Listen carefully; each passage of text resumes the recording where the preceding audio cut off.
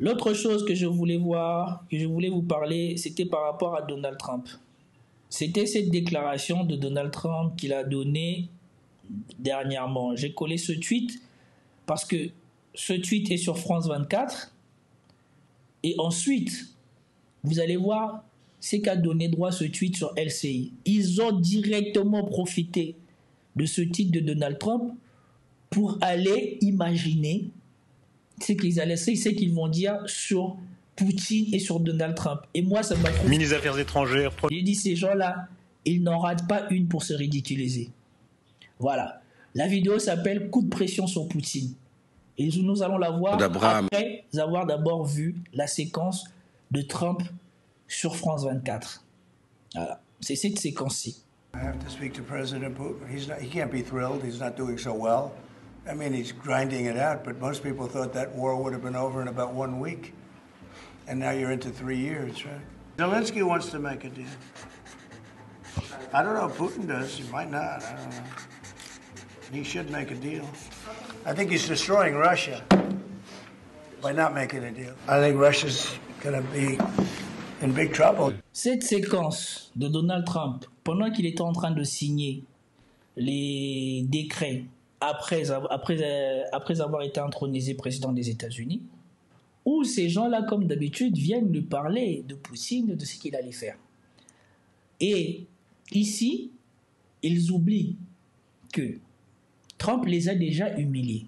Parce que leur idée, c'était que, et surtout leur agenda politique de ces gens-là à l'époque, c'était toujours d'oublier le Moyen-Orient et de faire de la préoccupation de la Russie et de l'Ukraine la première préoccupation au monde. Si vous prenez tous les réunions du G7, et je ne sais pas combien de fois ils se sont réunis, c'était toujours pour parler de la situation en Ukraine.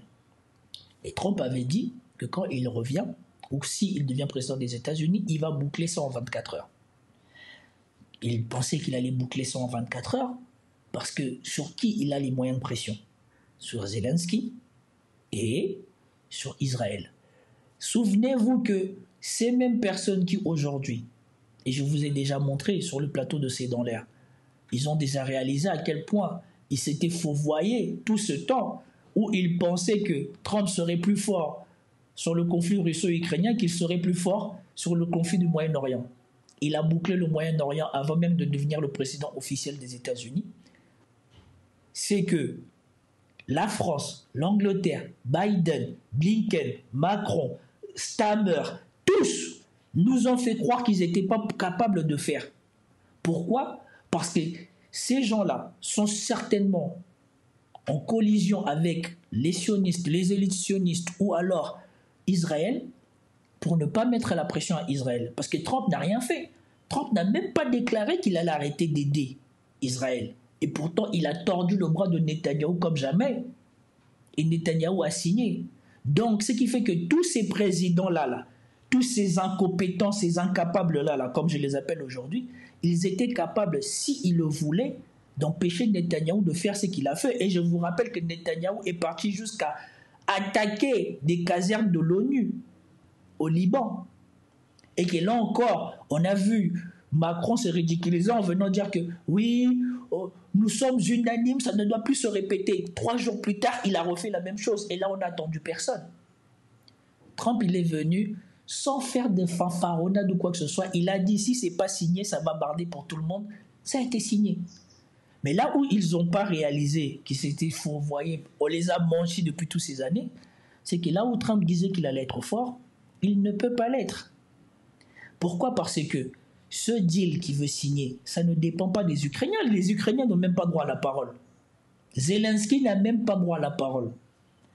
Parce que comme on sait sur cette chaîne, on sait qu'il y a des griefs entre Zelensky et Trump. Zelensky est redevable à Trump. Et vous avez déjà vu le tweet que je vous avais montré du fils, la photo de Zelensky en train de se prendre un coup de pied de Trump quand ils allaient arriver à la présidence. Comment ils allaient le dégager? Mais le problème, ce n'est pas l'Ukraine. L'Ukraine est déjà cuite. L'Ukraine fera ce que les États-Unis veulent. Le problème, c'est la Russie. Ils ne comprennent pas qu'ici, Trump n'est pas plus fort que la Russie. Ici, c'est Poutine qui est plus fort. C'est Poutine qui est en position de force. Et ne vous leurrez pas, comme vous allez le voir dans une prochaine vidéo, où sur LCI, la journaliste noire là voulait faire la propagande de comme quoi les Européens sont prêts à aller sur le sol ukrainien, et vous allez voir que le général qui est sur le plateau, et ben pour une fois, il n'est pas rentré dans la bêtise de LCI.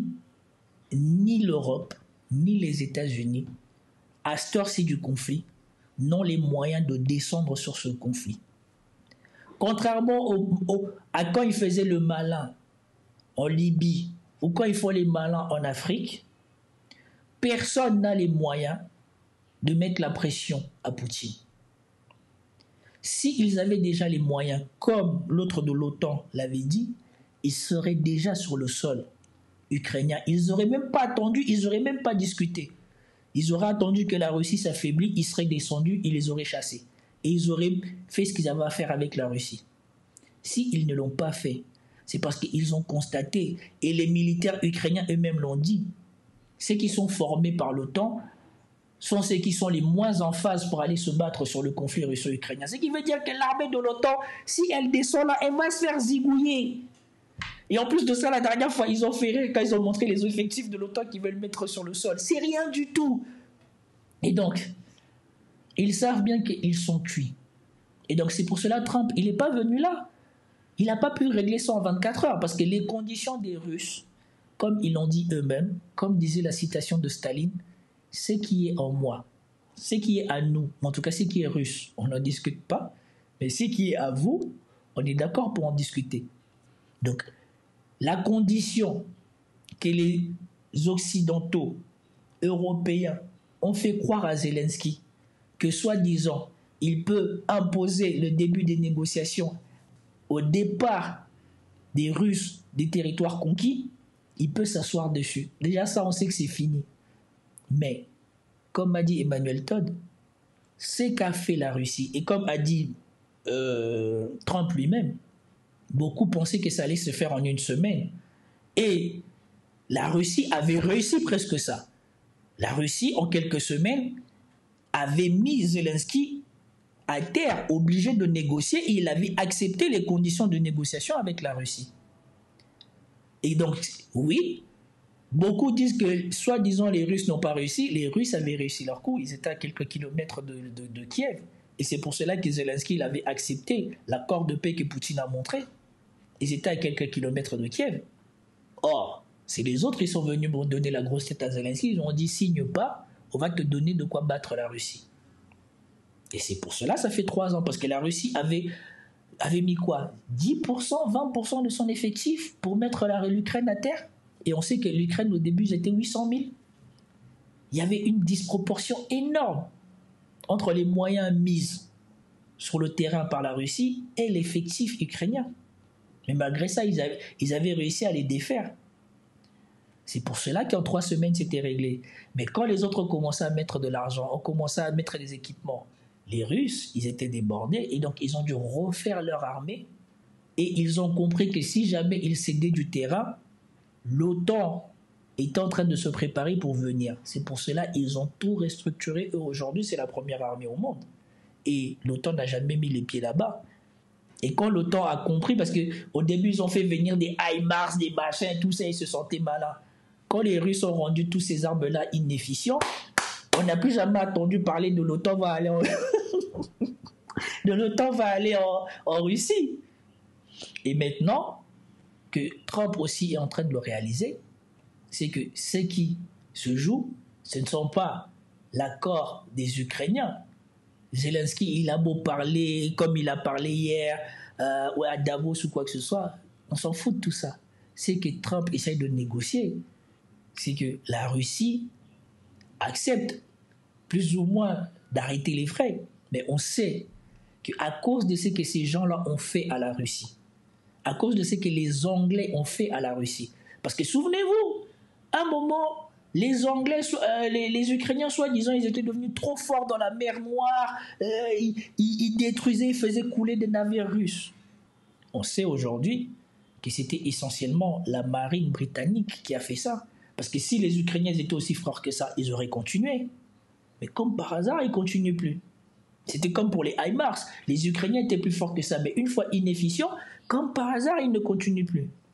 Et donc, les Russes, à cause de l'effort qu'ils ont fait, non seulement en termes d'argent, mais je vous rappelle aussi qu'à cette heure-ci, la Russie est sans doute le pays le plus sanctionné par l'Occident au monde. Et donc, ça va coûter à la Russie de restructurer totalement la manière dont fonctionne son économie. Tout cet effort-là ne peut pas se faire en vain. Et je vous rappelle que ces voleurs ont aussi l'argent de la Russie. Ils ont presque 600 milliards de la Russie qu'ils ne veulent pas rendre. Vous pensez que vous allez venir leur imposer d'arrêter la guerre sans leur rendre tout ça? À quoi ils pensent? À quoi ils jouent? Voilà pourquoi Donald Trump sait que c'est mort. Les 24 heures, c'est mort. Même les 6 mois, les 1 an, c'est mort.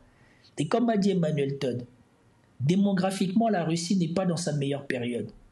Et donc, elle essaye de conserver au mieux son armée.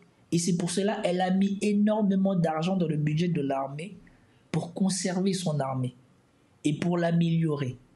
Et cet effort-là, il faut bien qu'il récupère le fruit, le coût de cet effort quelque part. Et ça va être récupéré chez les Ukrainiens. Et il faut qu'ils mettent les Ukrainiens dans un état où ils ne vont jamais recommencer.